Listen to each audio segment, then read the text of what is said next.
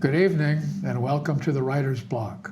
I'm your host, John Ronan, and as you know now, because we are well into our 30th season, I interview writers about their craft, what they're working on, what they've accomplished, what they're planning for the future. It's a bit wider of a net than just writers, however. We have had on artists of other talents, sculptors, painters, musicians, actors. So if you have an idea for a guest who might be good for the Writer's Block, a writer or another brand of artist, watch for our address at the end of the show. We'd be glad to get your suggestions. I also want to remind you that the Writer's Block and all the other original programming that comes out of Studio 1623 is a result of cable access television. You don't get that if you subscribe to Dish or any other ways to get your TV into the room. Stick with cable, stick with the Writer's Block. Thanks. Tonight we have a return guest by the name of Marc Levy, who has written several books of poetry and memoirs and especially dreamscapes about his experiences in Vietnam. I'm going to read a brief bio of Marc's from one of his recent books. Marc was an infantry medic in Delta Company, Battalion 7, 1st Battalion, 7th Cavalry, 1st Cavalry Division in Vietnam and Cambodia in 1970. His decorations include the Silver Star, 2 Bronze Stars with a V, Air Medal, and Air Com. His work has appeared in New Millennium Writings, Stone Canoe, Chiron Review, Mudfish, and elsewhere. We're going to talk about 2 of his most recent books tonight concerning dreams. I'm going to hold them up. Dreams Vietnam on my left, and Other Dreams by Marc Levy. Welcome to the show again, Marc. Thank you, John. Nice to see you. Good to see you. We were talking before the show about these different dreamscapes, nightmares, some of them happy. They're a wide variety. Where did the idea for monitoring your dreams and catching them before they disappear come from? You know, the first dream that I recall holding on to was in Cambodia, the last day of Cambodia. And we were told we were being followed, and we were on our way out. We'd been there for almost 7 weeks and saw a lot of combat there. Basically every day or every other day, some kind of enemy contact. And we were told to stay up, 2 men guard on each position, a company of 100 or so guys. And because we expected to be attacked.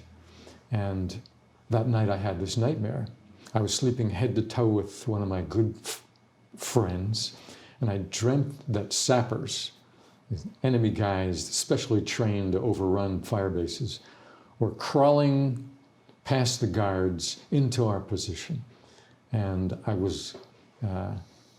woke up, and I had been sleeping with my ammunition and my M16 and my 45 on me. And as I was waking, I see this boot 2 feet in front of me. It's actually the guy, Jerry, my friend, sleeping. But I thought, still coming out of this dream, it was an enemy soldier. So I took out my 45 and I pointed it at this guy's feet. So he's like, you know, less than a meter from me. And then the moon came out from behind these clouds, and I recognized the American treads on the boot. So I pointed the 45 up into the sky, the dark sky, pinched the hammer, pulled the trigger, set the trigger to place, put the 45 back in my holster, and tried to get back to sleep, and never told him. But I remember that dream. And 25 years later, when I found him, I told him what happened. And his words were, "Thanks for not shooting, Doc. It would have put a dent in my golf game." So this is a few years afterwards. He could take it lightly. Yeah. Then it's called a 45 at 1 yard would be the end of his feet. It'd be the end of his feet for sure. When I had a year left in the service, So for some reason, and I'm not entirely sure why, that's when I started to write down my nightmares. Only my nightmares. So from roughly 71 to around 2013 or so, I periodically would record war nightmares. And that was the genesis for this book. Dreams Vietnam. Dreams Vietnam. Tell us about the content. And I know from reading other dreams that you have a lot of lately pleasant dreams. Yeah. These were more nightmares. Yeah. Tell us about that content. Well, basically what I saw, there's a couple of themes that they're not particular to me. They're sort of, a lot of vets have nightmares, and the themes tend to be similar. So there are recurring dreams of a specific actual event. And then there are other themes like you're being chased, I'm being chased, and I'm just trying to get away. Or we're being attacked and I don't have any ammunition. Or I'm trying to shoot my weapon and it's busted. Or the bullets just kind of tumble and fall out onto the ground. Yeah? Or we're being attacked and I take great pleasure in destroying the enemy, annihilating him. Or we're being attacked and I kill the enemy and I have great grief and sorrow.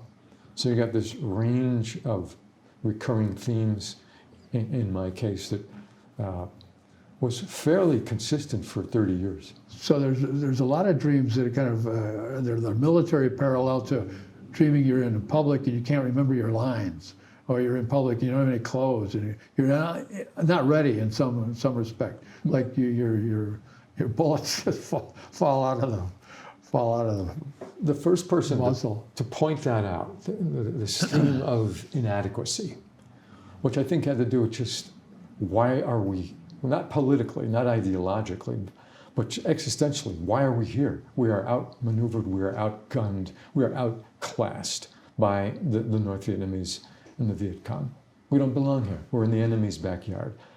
So who was the first person to say, who read my early dreams? It said there's a lot of inadequacy here, Doc. It was my civilian lawyer for my second court-martial. His name was Stanley Lappin. He had an office on Mass Avenue in Boston. He was a great guy, and he had the insight and the wisdom to point it out. Would you care to share a couple dreams from there, or the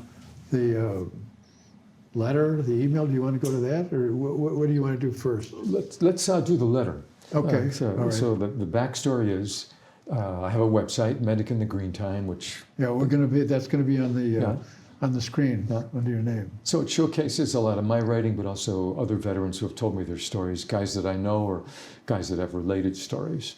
So it's war stories, post-war stories, war photographs, some investigative reporting on my part, and some travel writing on my part. You can read about George Reeves too and other exotic people.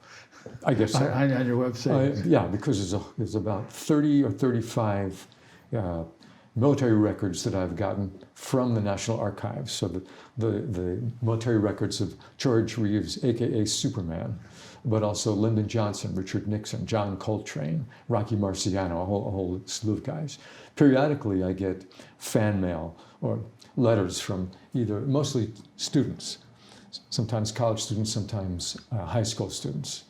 And every once in a while, a veteran or just an interested, someone interested in Vietnam. This one that I'm going to read arrived 2 days ago. It's self-explanatory. So this is an email. This is an email. You're reading from someone you don't know. Absolutely. Just fan mail. Yep. My name is Clayton Walker. I am 22 years old, and I'm studying as an English teacher at North Carolina State University. As a requirement for my degree, I teach a 9th grade English class at one of the neighboring high schools. I also moonlight as a tattoo artist, tattooing walk-ins late into the night. I have been researching and reading the literature of the war for several years now, and more so than any other, your work has profoundly affected me. Recently, I began a unit on Vietnam literature for my 9th graders. I began the week-long unit with several poems by W.D. Earhart and concluded with 3 excerpts from your work, Dreams Vietnam. We read 28 June 70, 7 July 80, and 3 November 2001, the entries for those dates. Before introducing you to the students, I began by discussing the false face ceremonies of the Iroquois. Among them, the worst dream that one could have was to come into contact with a flying head. If you dreamt of a flying head, you were essentially marked for death. The only way to uplift the curse was to march into the forest, carve the features of the face you saw into a living basswood tree, and then don the mask that you created. Literally, the dreamer had to become their own demon in order to survive. Once we had finished reading your dreams, I handed the students whiteboard markers and asked, having seen his dreams, how would you define the features of his dream mask? One by one, the students walked to the board, adding a nose, a mouth, a pair of eyebrows. The students constructed a worn-out, almost tired figure. A 5 o'clock shadow was present, and there were bags under his eyes. However, he was looking forward, towards the future, towards hope. I hope to hear from you soon. Your friend, Clayton W. Wow, that's kind of a wonderful surprise, huh?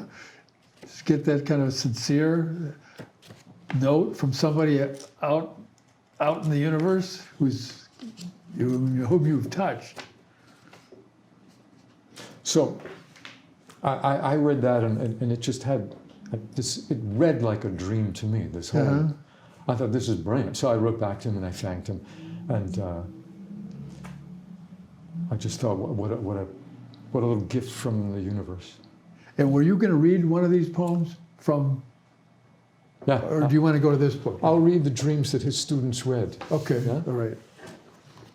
Let me just hold this, see if we can get this on camera. I want to make sure everybody sees this cover really well.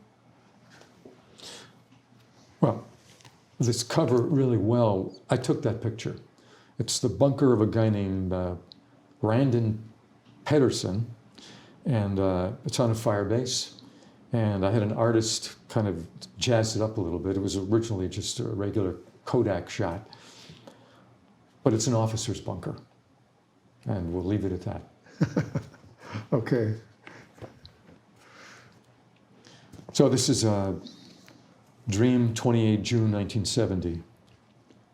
That's the one I mentioned to you about being overrun and shooting. Yeah. So the second dream they read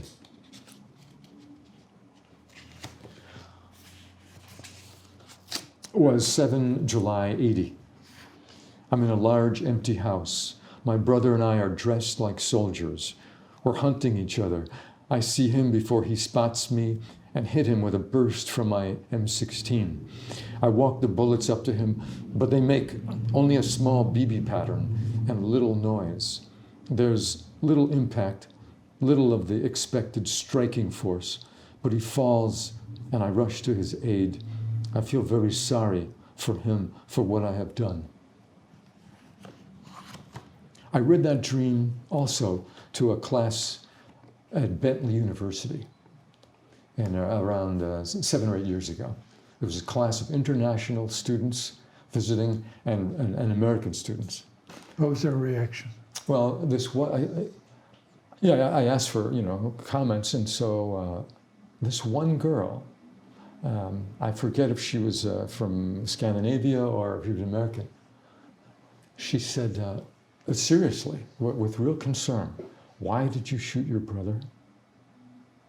And I said, it was only a dream. It wasn't real. And I probably explicated a little bit at that point. in terms of, what that probably had to do with a little bit of sibling rivalry mixed in with the war, and this is the way dreams work. Yeah. So she was asking a fairly profound question, but it had a sort of tragicomic quality to it. So the third dream that his students read was from 3 November 2001. It has to do with Bao Ninh. So Bao Ninh was a special forces soldier, I believe, in Vietnam with the NVA, the North Vietnamese Army. Bao Ninh? Yeah. And he's the author of a celebrated war novel called, the name escapes me, but I'll think of it in a minute. He's very well known throughout Vietnam. And I had met him in around 2001. It was a complete coincidence and extremely moving. I broke down, I wept uncontrollably. The name of the book is The Sorrow of War. It sold tens and tens of thousands of copies. It's not as well known or, in my opinion, overused as Tim O'Brien's book, The Things They Carry. But here's the war from the North Vietnamese point of view. It's a totally different way of, it's a love story. That's interesting. I sent a copy of The Things They Carry to a friend of mine who's a Vietnam vet. Yeah. He was some kind of forward lieutenant guy who worked in converting people to the American dream. And he broke down reading the book. Yeah. 3 November 2001. In the present, I'm with Bao Ninh in Vietnam. He leads me around, showing me the different sites and soldiers. There's a certain intimacy, a certain understanding between us all. We communicate without language. At a rehab center, I sit with a Vietnamese vet who sketches pencil drawings. When he sharpens the point by pressing it into the stub of his lower arm, I wince and offer to help, but he declines. He's proud and self-sufficient. This is how he does things. In another room, I see drawings made by school children. They're colorful, lively, happy. There is no sense of war. I wake up thinking I must contact Bao Ninh. I must thank him for giving me hope.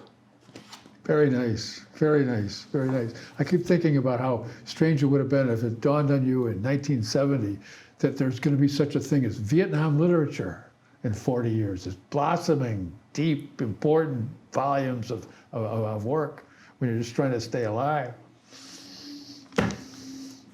Thank you for sharing that letter from North Carolina? Or South North Carolina. North Carolina. Let me just say that I get the letter, I read it, and that night I have an interesting dream, which I happen to bring with me, if you care to hear it. Please. Okay?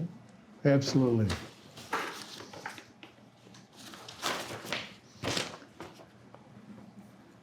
Dream 10 December 2019.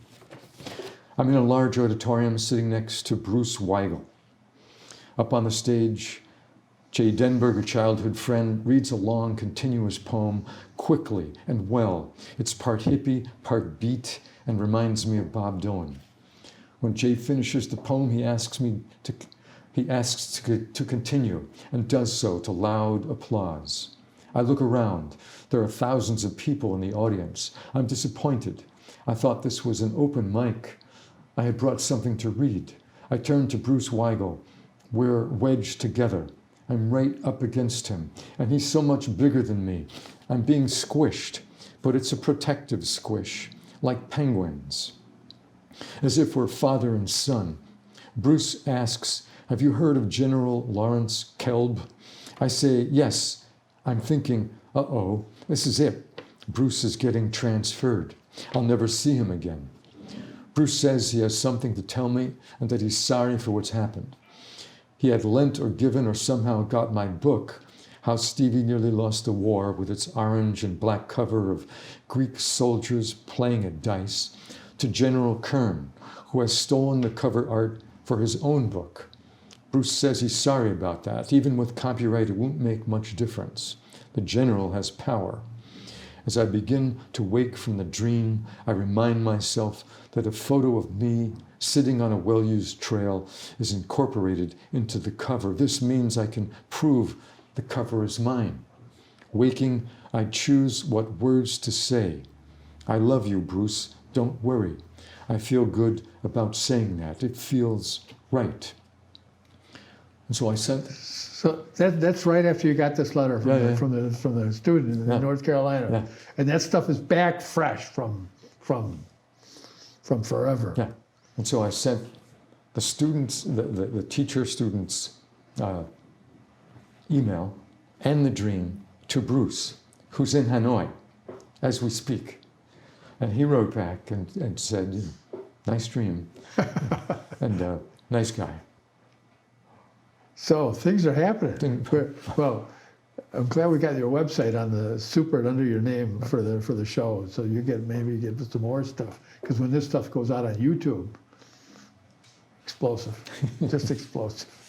I want to make sure we get a couple of the dreams from Other Dreams. Yeah. This other book, we're down to about 6 minutes. So time goes fast when the shows are interesting. Can you pick a couple of these out that we talked about before? Sure. We talked about several, but I'd like you to make the final decision of what you think is most important to the themes. Okay. It's just helpful to know that I started this as a kind of a writing discipline exercise, and I basically learned how to get up right after a dream and write it down longhand on a notebook. And sometimes that happened 3 or 4 times a night. Ooh. Yeah. So try doing that for a year.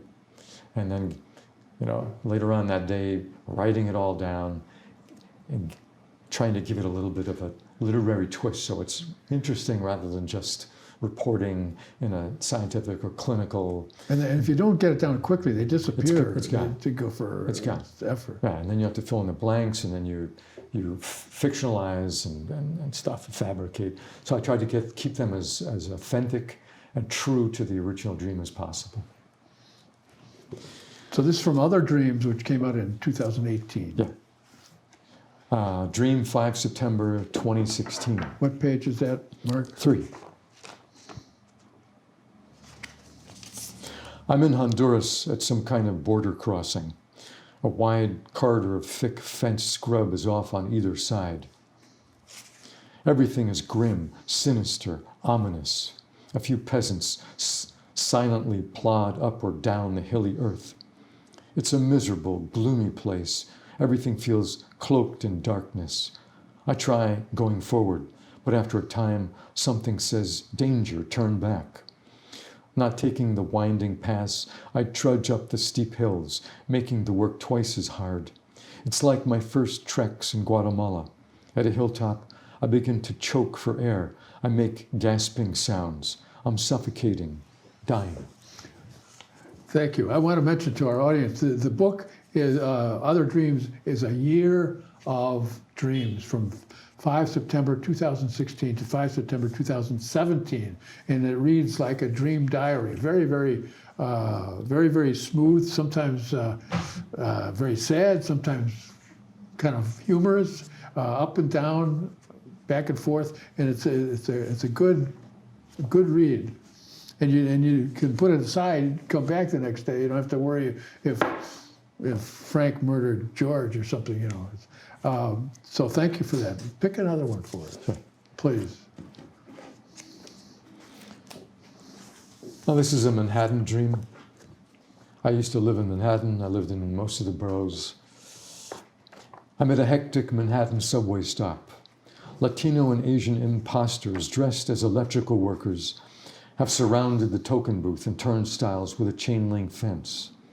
To enter, they charge passengers $3 cash, making money hand over fist. Angered, I walk up the street looking for police. I think I've spotted one, but no, it's a man in an Air Force uniform. Heading back to the station, I sense a commotion behind me. I turn around. In the distance, a long fire hose. From its brass nozzle, water streams skyward, up tall buildings, then falls upon me. A policeman arrives and arrests a large rabbit, spray-painted blue and red. The frightened animal pleads with the cop. It's done nothing wrong. When the policeman leans close to the rabbit bites his nose. I like this and many of these. I would get very interested in the dream and forget that it's a dream. And then you come along with a line like, the policeman arrives and arrests a large rabbit. Oh yeah, that could happen in a dream, okay. Well, there's a dream right across from it that takes place in a different part of town. Same, page, it's the opposite page of the dream I just read. So we're going from Manhattan to England. Yeah? Yes. Okay. Yeah, these I remember that contrast when I read the book. So, 7 January 2017. In 18th century England, I'm with another man in a small, high-ceilinged bookshop. Painted clouds and blue sky decorate the tops of each wall. The owner, an elderly man wearing a wig, short pants, and a waistcoat, declaims about our enemy, the Japanese, who've made a linguistic breakthrough and are headed this way. The elderly man becomes unsteady. He speaks gibberish and nearly faints. The other man and I brace him, then decide to locate a room for the next 2 nights. Afterward, we leave the country. We talk with an innkeeper, unsure whether to stay at his lodge or commute between him and the bookshop. There is tension, since the Japanese are coming and will seek us out. I like, the contrast I remarked to you before the show. You're in Manhattan on 6th January, you're in Manhattan subway stop with large rabbits. And then the next one is England, 18th century England. So it's moving around. Do you want to, well, I think we shouldn't take another one. We've got 40 seconds left. The time goes fast when the show is interesting. Marc Levy, I want to thank you very much for being with us tonight on the Writer's Block and sharing some poems and some backgrounds from Dreams Vietnam and other dreams. I appreciate you coming down. Thank you, John. I want to thank our TV audience as well for being with us on the Writer's Block. If you've learned something from Marc Levy about dreams and their purpose and how to record them, then the Writer's Block has done its job.